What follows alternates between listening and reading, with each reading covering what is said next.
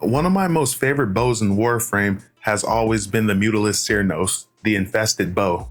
But to most people, the Mutalist Cernos is just a stepping stone in order to get the Proboscis Cernos. Now, even though there are much better bows than the Mutalist and the Proboscis Cernos, the Mutalist Cernos is still a pretty good bow that you could use against some still path enemies if you really wanted to.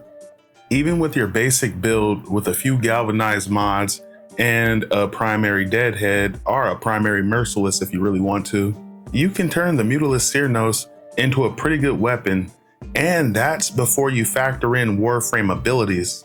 Because once you start factoring Warframe abilities into the mix, that's where things really get nutty. The weapon is innately toxic, so it's really easy to go viral or corrosive. Then on top of that, if you're running a Warframe like Saren, you really don't have to worry about putting corrosive on your primary, as Saren just stacks corrosive like it's nobody's business. But even without that, the Mutalist Cernos can actually stand on its own feet.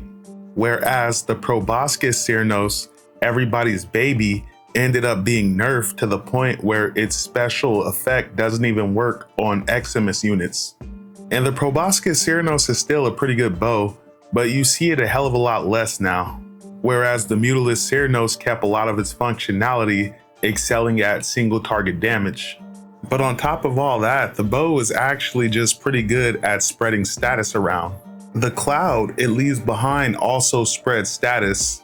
So say when you get to higher levels, when your damage starts to fall off a bit, that cloud is still really fucking good for spreading status around. Especially if you're using something like radiation and cold. Anyway guys, the Mutalist Cernos is actually still a pretty good bow, and it would be nice if we could get an incarnate for this bitch.